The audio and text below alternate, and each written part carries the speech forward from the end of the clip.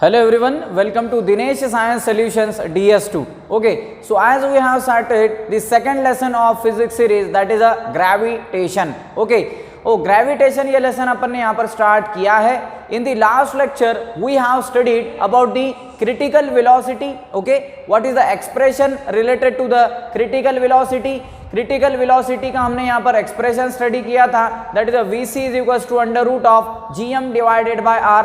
That was the expression that we have studied in the last lecture. Okay, then also we have completed one more additional point, that is a time period of a satellite.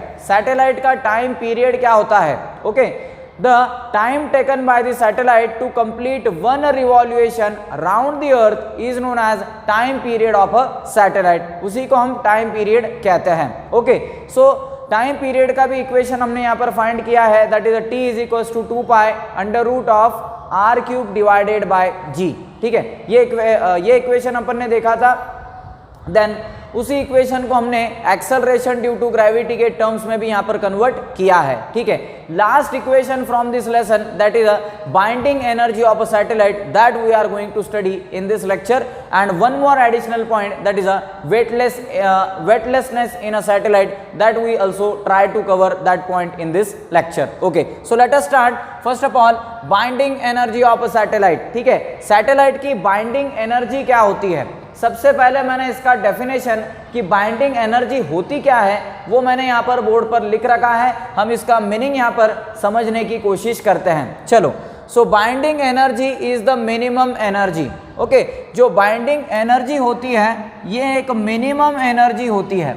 Okay, so the minimum energy, okay, the minimum energy of a satellite. ठीक है, satellite की जो कि minimum energy होती है, किस लिए? To escape the Earth gravitational influence. ठीक है, मतलब कि जो सैटेलाइट है उसके पास मिनिमम एनर्जी होती है, किस लिए? एस्केप करने के लिए, छोड़ करके जाने के लिए. किसको? To escape the Earth gravitational influence. जो अर्थ ग्रेविटेशनल फील्ड रहेगी या फिर अर्थ ग्रेविटेशनल इन्फ्लुएंस रहेगा उसको छोड़ करके जाने के लिए सैटेलाइट के पास एक मिनिमम एनर्जी का रिक्वायरमेंट होता है. उसी को हम क्या कहते हैं? Binding energy. ठीक है, उसी को हम क्या कहते हैं? Binding energy. अब बाइंडिंग एनर्जी के लिए हमें यहाँ पर एक्सप्रेशन लेना होगा. सबसे पहले कैसे हम यहाँ पर इसके लिए एक्सप्रेशन लेंगे? चलो, सबसे पहले तो हम यहाँ पर बात करते हैं. सपोज दिस इज अवर अर्थ, हमारी अर्थ है. ठीक है, अर्थ के अराउंड क्या होता है? एक सर्कुलर ऑर्बिट होता है. This is a circular orbit round the earth. हमने अर्थ के पास एक सर्कुलर ऑर्बिट कंसिडर कर देना है. This is our orbit. इस ऑर्बिट के अंदर क्या करेगा? सैटेलाइट रिवॉल्व करेगा. Okay, satellite will orbit in this circular orbit.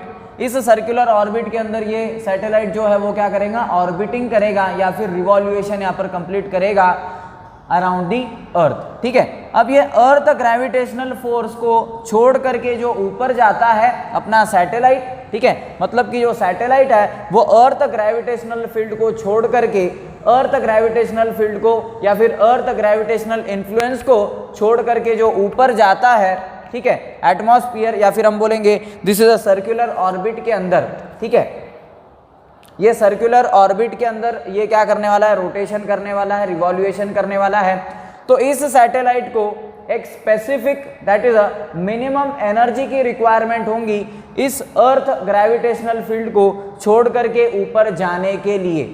और वो जो एनर्जी होने वाली है, that minimum energy is known as the binding energy of the satellite. उसी को हम बाइंडिंग एनर्जी कहते हैं सैटेलाइट की. ठीक है, इसके बाद कुछ टर्म्स अपने को यहाँ पर कंसिडर करना होंगी. That is a capital G.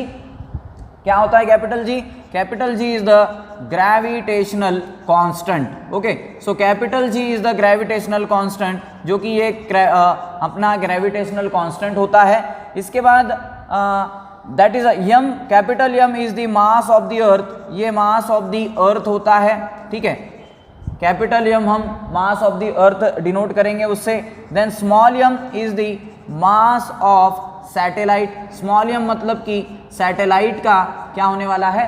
मास होने वाला है. इसके बाद हम कंसिडर करते हैं कैपिटल आर. कैपिटल आर मतलब कि रेडियस ऑफ अर्थ. अर्थ की रेडियस को हम कैपिटल आर से डिनोट करते हैं, रिप्रेजेंट करते हैं. ठीक है, और ये जो सैटेलाइट होता है ये अर्थ सरफेस से एक हाइट के ऊपर होता है, जिस हाइट को हम क्या कंसिडर करते हैं, h। Okay, so h is nothing but the satellite at a height of h। Okay, so satellite is nothing but the at a height of h। जो सैटेलाइट है वो h हाइट के ऊपर यहाँ पर प्रेजेंट है from the surface of the earth. Earth surface से satellite जो कि h हाइट के ऊपर यहाँ पर प्रेजेंट है। चलो, सो इसके लिए मुझे यहाँ पर क्या करना है, बाइंडिंग एनर्जी के लिए एक्सप्रेशन हमें यहाँ से फाइंड आउट करना है। सो बाइंडिंग एनर्जी पढ़ने के पहले सबसे पहले हम यहाँ पर बात करेंगे about the kinetic energy and potential energy. ठीक है, so kinetic energy of the satellite and potential energy of the satellite सबसे पहले मैं यहाँ पर फाइंड करूंगा, और जो कि मेरा सैटेलाइट होने वाला है वो अर्थ के ऊपर प्रेजेंट है। ठीक है, सबसे पहले आपने कंसिडर करना है जो कि ये मेरा सैटेलाइट है ये अर्थ के ऊपर प्रेजेंट है, अर्थ सरफेस के ऊपर मेरा सैटेलाइट यहाँ पर प्रेजेंट है। ठीक है, जब मेरा सैटेलाइट अर्थ सरफेस पे रहेगा तो what will be the equation for the kinetic energy, what will be the potential energy and what is the total energy. ठीक है, सो सबसे पहले हम यहाँ पर कैलकुलेट करेंगे कि when satellite is on the when the satellite is on the surface of earth।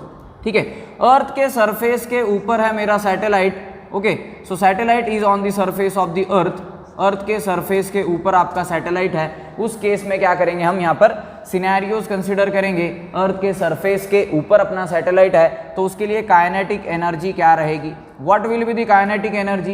Kinetic energy का फंडामेंटल इक्वेशन क्या होता है, हमने पढ़ा है स्कूल लेवल में भी, half mv²।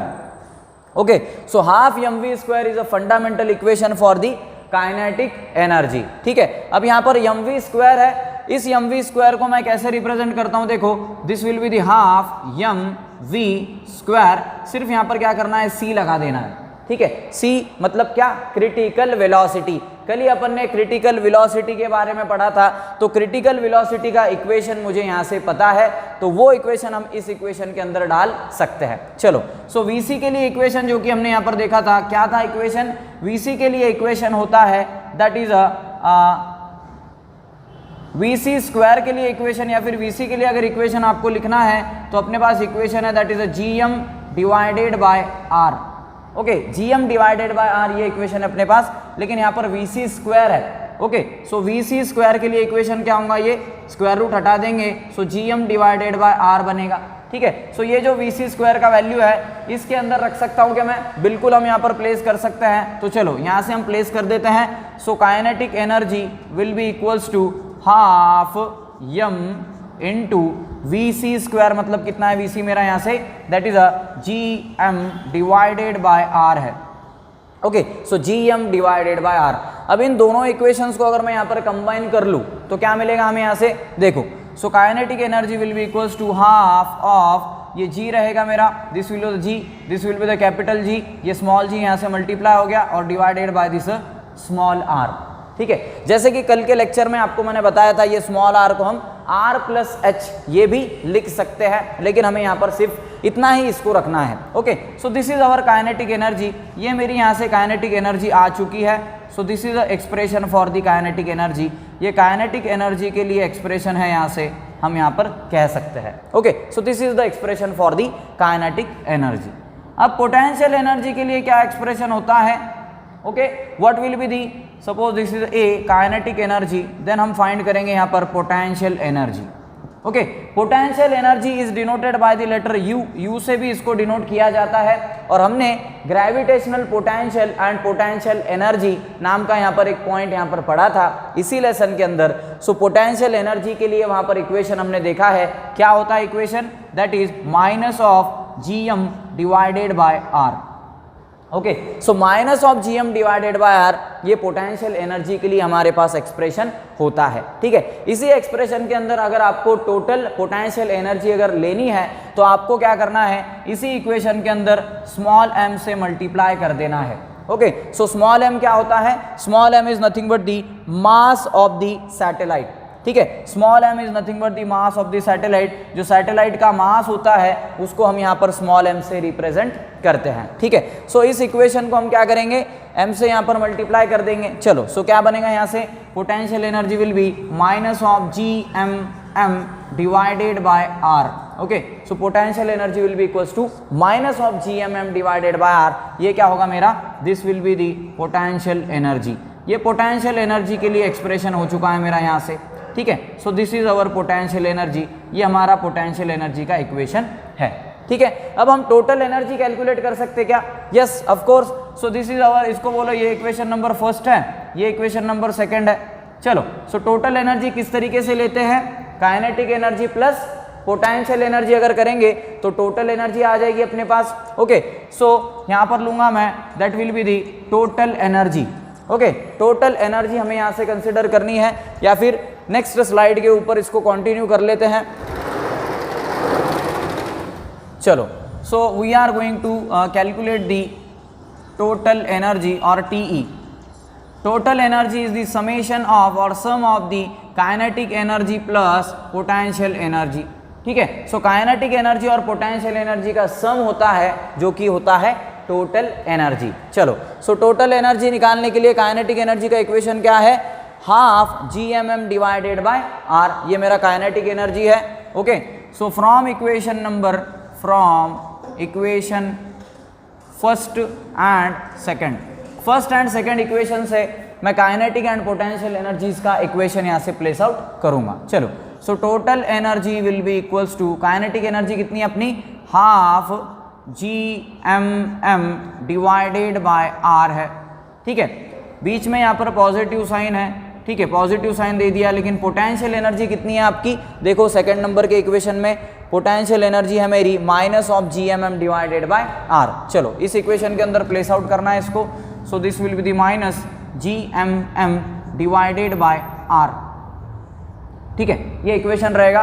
Plus and minus क्या होता है, माइनस होता है। सो इस इक्वेशन को इस तरीके से लिख सकते हैं हम, half of Gmm divided by r, this will be the minus sign Gmm divided by r, ठीक है। सिंपल सब्सट्रैक्शन करना है हमें, आधे में से अगर एक माइनस करते हैं हम, ओके, हाफ माइनस 1 करेंगे तो क्या बचेगा, माइनस हाफ बचेगा, ठीक है। हाफ में से एक क्वांटिटी को अगर माइनस करते हैं तो that will be the minus of half, okay.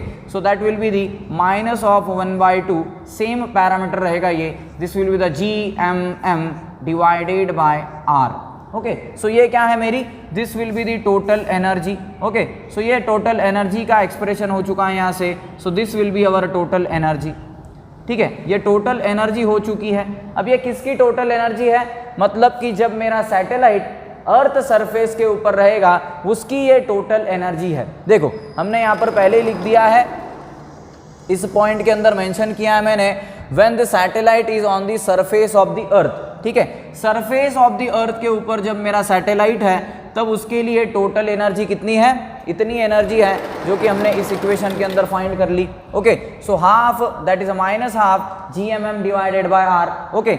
So this is the total energy when the satellite, जब मेरा सैटेलाइट किधर है, जब मेरा satellite surface of the earth के ऊपर है, okay, surface of earth, okay, surface of the earth, जब मेरा सैटेलाइट अर्थ सरफेस के ऊपर है तब इतनी क्या है उसके पास टोटल एनर्जी प्रेजेंट है, ऐसा हम यहाँ पर कह सकते हैं, ठीक है। So what will be the binding energy, binding energy क्या होती है, minimum energy required by the satellite for overcoming और for escaping the earth's gravitational influence, earth gravitational influence को छोड़ करके इनफाइनाइट डिस्टेंस के ऊपर जाने के लिए जो एनर्जी का रिक्वायरमेंट होता है उस सैटेलाइट के अंदर, उसी को हम क्या कहते हैं, बाइंडिंग एनर्जी कहते हैं। सो what will be the binding energy, कुछ भी चेंज नहीं करना है, जहां पर आपको यहाँ पर नेगेटिव साइन दिखाई दे रहा है सिर्फ उसको पॉजिटिव कर देना है, okay. So this negative sign will convert into the positive sign and then we get an simple equation for the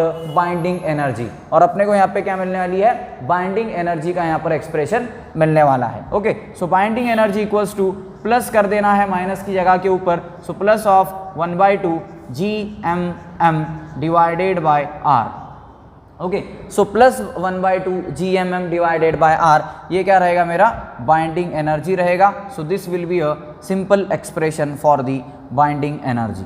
so binding energy के लिए अपने पास में सिंपल एक्सप्रेशन रहने वाला है। सो ये बाइंडिंग एनर्जी रहेगी, मतलब इतनी एनर्जी लगेगी उस सैटेलाइट को अर्थ ग्रेविटेशनल फील्ड, मतलब अर्थ ग्रेविटेशनल इन्फ्लुएंस को छोड़ करके जाने के लिए। Okay, so this is a simple point regarding this binding energy of satellite. Satellite की बाइंडिंग एनर्जी क्या होती है ये अपन ने यहाँ से कंप्लीट आउट कर दिया है। ठीक है, नेक्स्ट पॉइंट, आगे की पॉइंट की तरफ बढ़ते हैं। Next point is the weightlessness of satellite. Okay, weightlessness of a satellite. Next point के अंदर हमें यहाँ पर देखना है, ये पॉइंट थोड़ा लेंदी है तो ये पॉइंट पूरा यहाँ से इस लेक्चर के अंदर कवर नहीं होगा, इसका कुछ पार्ट अगर रह जाता है सो वो हम यहाँ पर नेक्स्ट लेक्चर में कंटिन्यू कर लेंगे। Okay, so weightlessness of a satellite. ठीक है, सैटेलाइट का वेटलेसनेस मतलब सैटेलाइट के अंदर जब हम बैठते हैं, जब हम सैटेलाइट के अंदर जाते हैं तो अपना जो वेट है वो वहाँ पर हमें ज़ीरो दिखाई देता है, या फिर ज़ीरो उसका एक्चुअल हमारा जो वेट होता है सैटेलाइट के अंदर जाने के बाद, तो उसका वेट ज़ीरो यहाँ पर रहता है। सो ये अपने को इस पॉइंट के अंदर देखना है, तो किस तरीके से अपना वेट यहाँ पर ज़ीरो रहता है। ठीक है, डायरेक्टली हम उसके बारे में डिस्कशन नहीं करेंगे, लेकिन थोड़ा बैकग्राउंड डिस्कशन यहाँ पर रहेगा। सबसे पहले हमें पता है according to Newton's second law.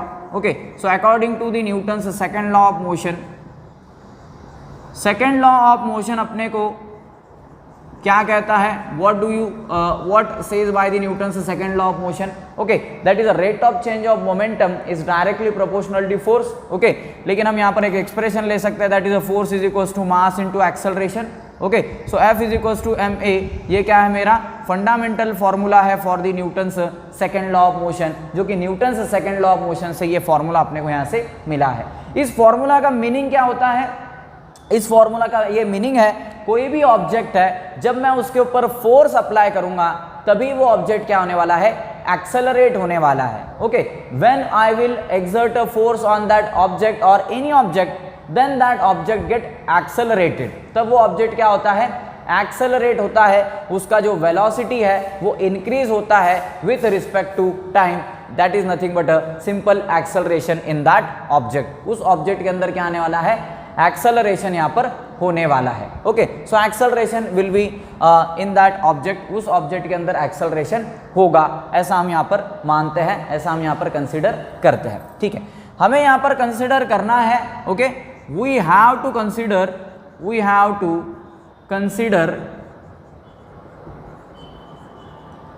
A lift और an elevator. Okay, elevator which is in inertial frame of reference। देखो हमें यहाँ पर क्या करना है, वेटलेसनेस ऑफ सैटेलाइट, ये अगर अपने को सीखना है, ये अपने को समझना है, तो हमें यहाँ पर क्या करना होगा, हमें यहाँ पर एग्जाम्पल कंसिडर करना होगा। किसका एग्जाम्पल कंसिडर करना है, देखो we have to consider a lift और एन एलिवेटर। ठीक है, हमें यहाँ पर लिफ्ट के बारे में कंसिडर करना है, या फिर आप यहाँ पर एलिवेटर का एग्जाम्पल भी कंसिडर कर सकते हो। हमें लिफ्ट से हम काफ़ी ज़्यादा फैमिलियर है, लिफ्ट के अंदर हम सभी ट्रैवल किए हुए होंगे, हम लिफ्ट के अंदर बैठे हैं, लिफ्ट के अंदर खड़ा रहा जाता है, बैठा तो नहीं जाता। सो लिफ्ट के अंदर हम सभी खड़े रह चुके हैं, ऐसा मुझे लगता है। ठीक है, सो एलिवेटर मतलब क्या, जो कि हम क्या कर सकते हैं, स्टेप्स के ऊपर जैसे हम खड़े रहेंगे तो ऑटोमेटिकली स्टेप्स ऊपर की ओर यहाँ पर जाने वाली है, अपवर्ड मोशन परफॉर्म करने वाली है। Okay, so which is in inertial frame of reference, इन्हें हमें क्या करना है, इनर्शियल फ्रेम ऑफ रेफरेंस के अंदर कंसिडर करना है। Okay, so we have to consider these two both the scenarios, that is lift and the elevator, और मतलब दोनों में से कोई भी आप कंसिडर करोगे, हम यहाँ पर लिफ्ट के बारे में ही डिस्कशन करेंगे।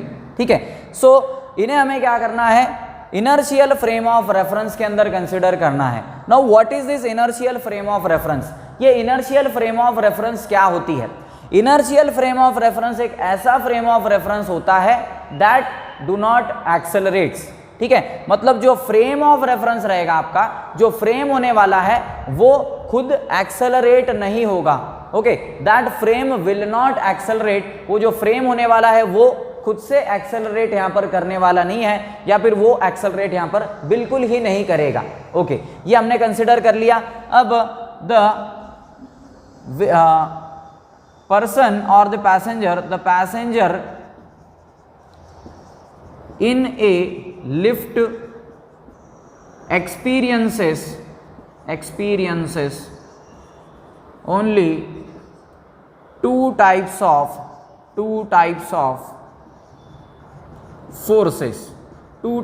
forces। देखो क्या मीनिंग है इसका, the passenger in a lift, जो पैसेंजर यहां पर लिफ्ट के अंदर है, ओके, जो पैसेंजर, हम लिफ्ट का एग्जांपल ले रहे हैं, यहाँ पर लिफ्ट का एग्जांपल बहुत ही इजी होता है, इसके लिए हम उसको कंसिडर करना चाहते हैं यहाँ पे।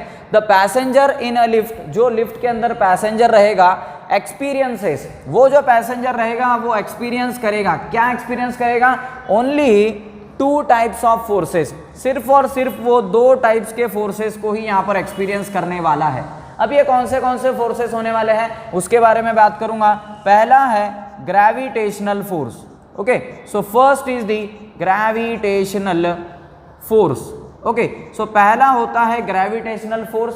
ओके, सो ग्रेविटेशनल फोर्स उस पैसेंजर के ऊपर यहाँ पर एक्सपीरियंस होने वाला है। ठीक है, जैसे कि मैंने आपको पहले भी फंडामेंटल के अंदर पढ़ाया था कि मास एंड वेट के बीच में डिफरेंस क्या होता है। ओके, मास एंड वेट ये दोनों भी अलग टाइप के फिजिकल क्वांटिटीज है। मास जो कि स्केलर क्वांटिटी है, वेट जो कि वेक्टर क्वांटिटी है। मास यानी कि क्या होता है, the quantity of matter in that body contains. ठीक है, कोई भी बॉडी के अंदर कितना अमाउंट ऑफ मैटर है उसको हम मास कहते हैं, and mass is a scalar quantity. Okay, जिसके अंदर केवल क्या होता है, मैग्नीट्यूड होता है। इसके बाद जो वेट होता है, ओके, वेट का डेफिनेशन क्या है, the force with which the earth attracts that object और earth pull that object is known as weight of that object.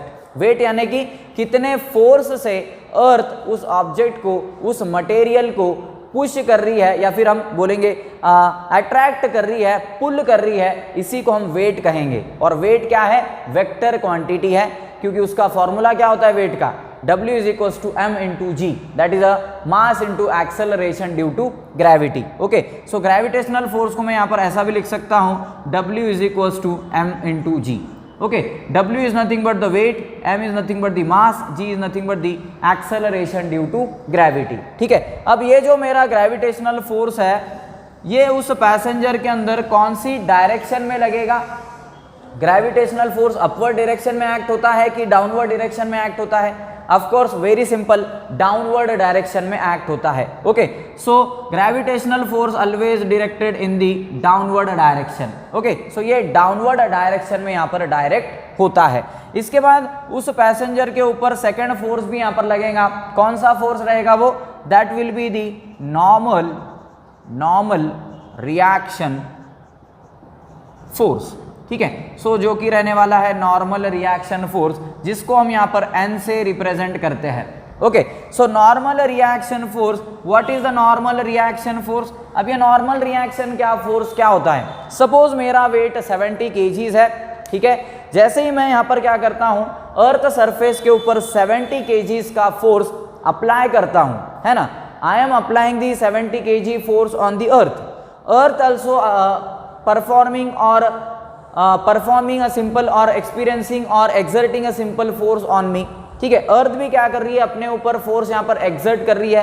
अर्थ भी क्या करेंगी, कितना फोर्स एक्सर्ट करेंगी, 70 kg अप्लाई करेंगी, लेकिन वो उसका डायरेक्शन क्या रहेगा, अपवर्ड। हमारा डायरेक्शन क्या है, डाउनवर्ड।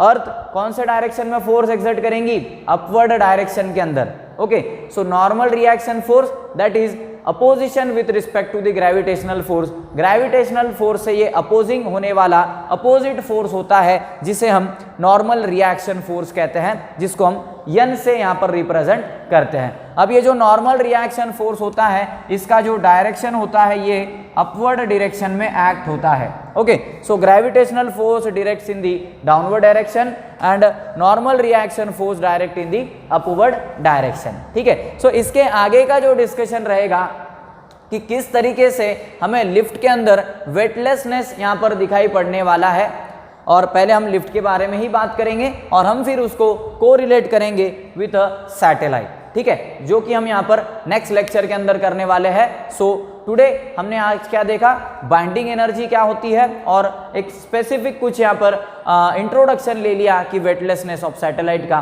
क्या है। Okay, so today we shall stop over here and next part will continue in next lecture. Thank you very much.